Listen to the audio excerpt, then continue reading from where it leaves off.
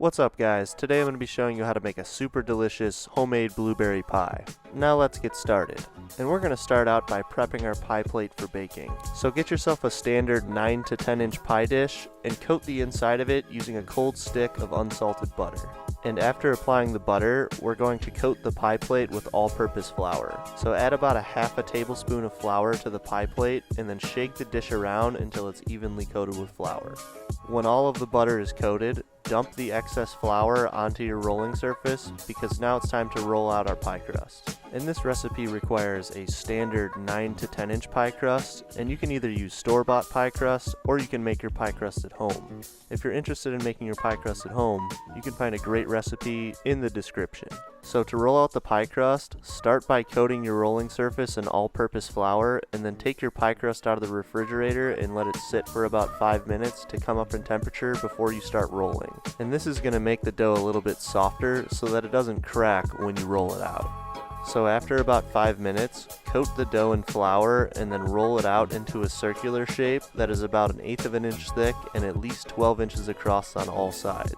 And if your dough is still a bit tough when you first start rolling, you can use your rolling pin to hammer it out to save some time and prevent it from cracking. Just be sure the dough has an even thickness when you start rolling. And once you get into rolling, it's best to roll from the center of the dough out to the end of the dough without rolling past the end. And this will help to keep an even thickness throughout the dough. And don't be afraid to be generous with the flour when rolling, because since the dough is cold, you're not really going to have a problem with the flour sticking to the dough. So once you think your pie crust is a good size, you can use your pie plate to measure it. And if your dough stretches at least 2 inches past the edge of the dish, you're done rolling. So you can pick up the pie dough and begin to place it into the pie plate. When placing the dough into the pie plate, you should lift the edge of the dough while pressing firmly into the sides and bottom of the dish to secure it.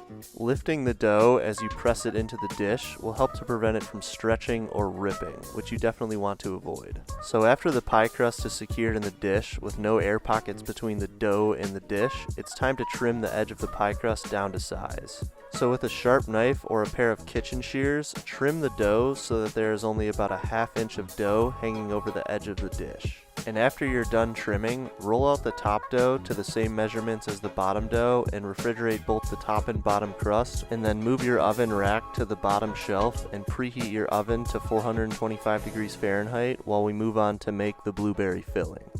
So to make the blueberry filling, get a large mixing bowl and add to it 1 cup of granulated sugar, 3/4 of a cup of all-purpose flour, 3/4 of a teaspoon of cinnamon, and then whisk to combine. Now you can either use fresh, frozen, or canned blueberries for this recipe. If you go with frozen blueberries, be sure to thaw them out and then strain them, and canned blueberries need to be strained as well, because otherwise your pie will end up watery. Another thing you can do if you like your pie filling to be on the thicker side is to replace the flour we just added with 1/2 cup of cornstarch. But since we're using fresh blueberries, we're sticking with the flour. And this recipe calls for 10 cups of blueberries. If you're using fresh blueberries like us, be sure to wash them off in cold water and remove any stems that might still be on the berries before adding them into the sugar mixture. So once your 10 cups of blueberries are ready, it's time to add them into the sugar mixture. And the goal here is to coat the berries in the sugar mixture as much as possible, and if you damage some of the berries while mixing, it's no big deal. We added about half the berries at a time to make mixing easier. And if you'd like, you can add in 1½ tablespoons of lemon juice to the filling. We actually skipped the lemon juice this time, and the pie still came out tasting great, so if you want to skip the lemon juice, you probably won't even notice. But if you want to add it in, that's fine too. So once all of the berries are coated in the sugar mixture, the filling is done, so you can put it to the side and get your pie crust from the refrigerator along with 1 tablespoon of salted butter that's been cut into small chunks. And now it's time to assemble the pie. So carefully pour the berries into the pie and spread them out evenly as you add them. Now, 10 cups is a lot of berries, but you should be able to fit most, if not all of them, into the pie. Just press them down firmly and then mound them up towards the center of the pie and tuck the last few berries in around the edges to fit them all in. And if there's any sugar mixture left in the bowl after adding the berries, just pour it over the top of the berries. It may seem like there's a lot of sugar, but it's going to mix with the juice from the berries as the pie bakes and make it super delicious. After the filling has been added, get about 1 tablespoon of salted butter that has been cut into small chunks and scatter the chunks all over the top of the filling. And after the butter has been added, get the top crust that we rolled out earlier and drape it over the top of the pie as evenly as possible. Once the top crust is in place, it needs to be trimmed. So with a pair of kitchen shears or a sharp knife, trim the top crust so that there is about 1 inch of dough hanging over the edge. It should be sticking out just past the edge of the bottom crust by about 1/2 inch. So after the top crust has been trimmed, it's time to seal the pie. So roll the outer edge of the top crust underneath the bottom crust and tuck it into the pie plate. And do this all the way around the pie until done.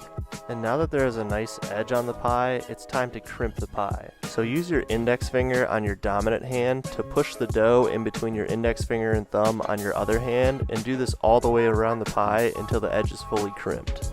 And after crimping, it's time to apply an egg wash, and the appearance of the crust will depend partially on what type of egg wash you use.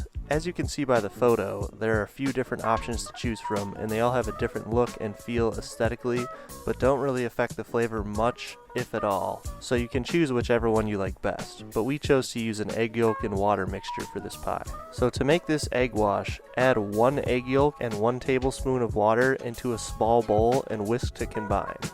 If you want to use a different egg wash, just know that any of the egg yolk and liquid mixtures require 1 large egg yolk and 1 tablespoon of liquid.